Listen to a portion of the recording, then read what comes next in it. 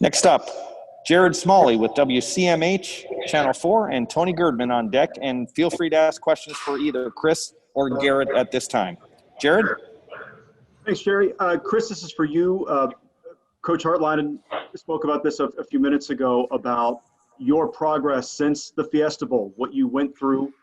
Can you just walk us through it in your own words, what it was like to get over that game, what you did, how you turned the corner, how it will make you better? Can you just walk us through what the months have been like since then? Hey, Mike, if they need to get dressed or something. It was tough for me, especially for me. I care so much about this team, this university. The first couple of months was tough. I don't think I still got over it. I was going through it for like 4 to 5 months, especially during quarantine.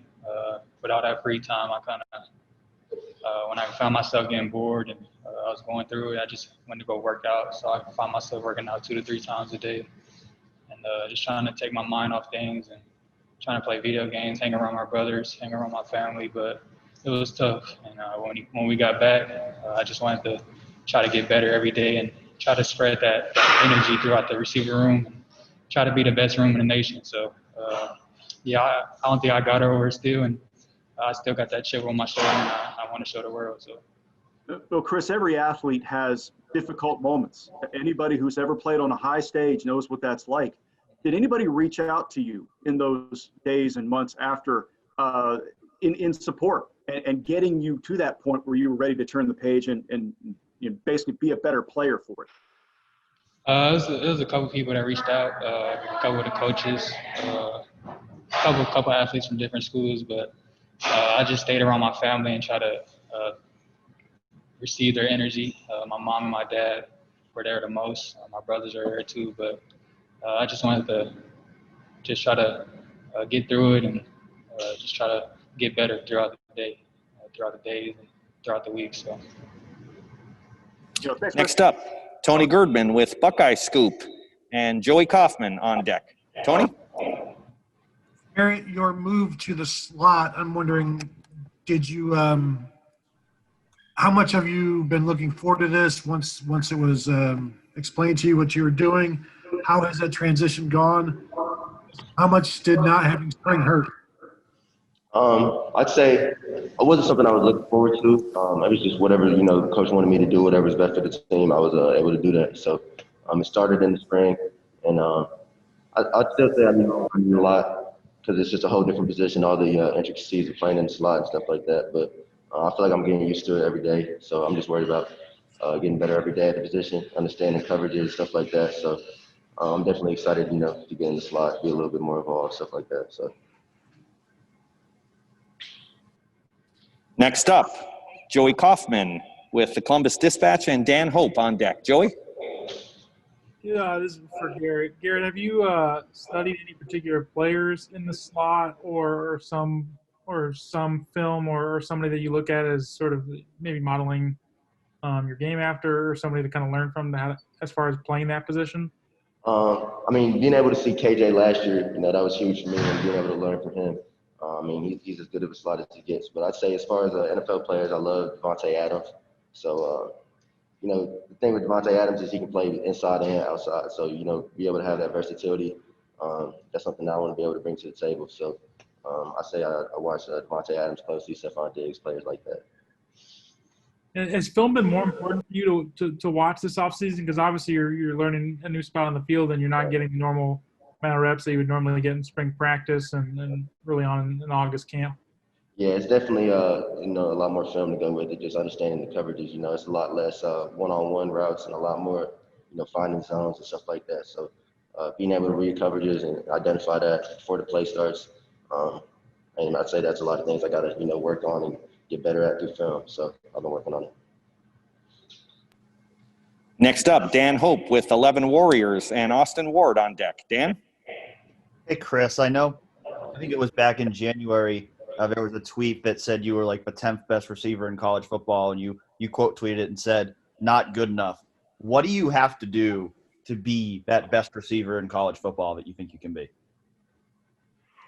I feel like I gotta just keep getting better every day and trying to help my team the best way I can. I feel like when I put the team first, the individual things will come. So I try to go out there and work my hardest on special teams and try to contribute as a receiver. I feel like it's gonna pay off when I put the team first. So. And now that you're that most experienced guy in the wide receiver room, how do you feel like you've been able to Say that again. You're the most experienced guy in the receiver room now, so how do you feel like you've been able to step up as a leader? Just trying to go out there and try to bring that energy every day and just try to lead by example.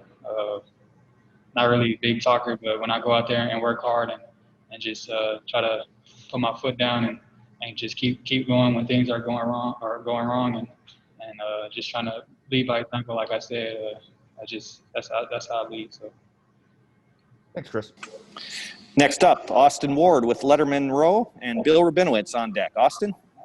Hey, Chris, I know it sucks that we're giving you a lot of these questions about the Fiesta Bowl and that play.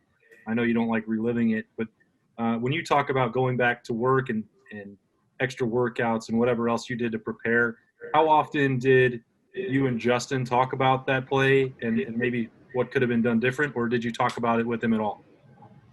We never really talked about it. I think we talked about it once, but since then we moved forward and we're just trying to get better every day.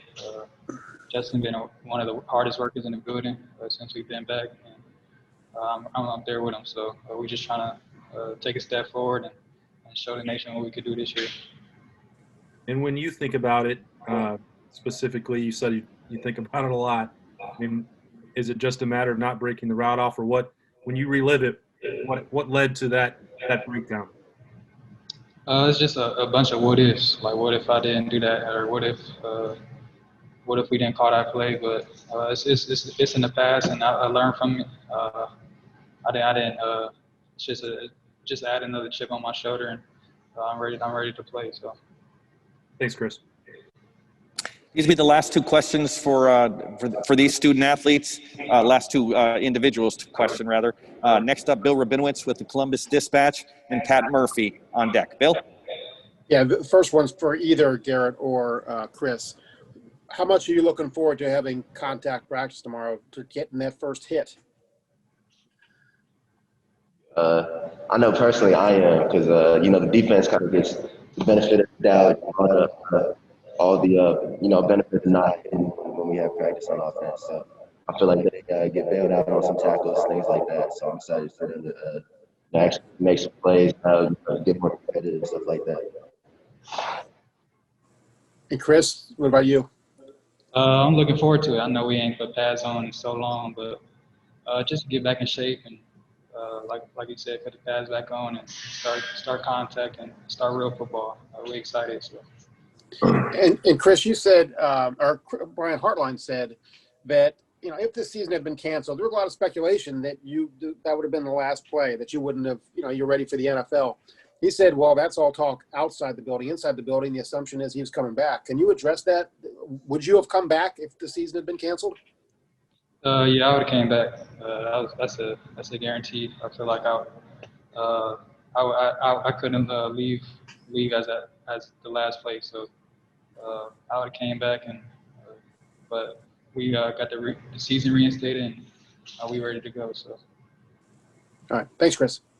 And the last question for these two student athletes comes from Pat Murphy and 24/7 Sports. Pat? Hey, Chris, you've spent the last two seasons playing at Ohio Stadium and in the Big Ten. I'm curious, I know you guys had to practice the other day in the empty stadium. What is it like? What do you envision it'll be like this year with no fans in the stands? And how does that change things from a wide receiver perspective? It's different. It's definitely different. I know a lot of players feed off the crowd energy, but we're gonna have to bring our own energy. We bring it a lot in practice and offense, defense. When we make plays, we kind of get hyped for each other, and it's all over the place. So I feel like we'll be ready when that time comes, but we just got to keep preparing and be the best on October 24th.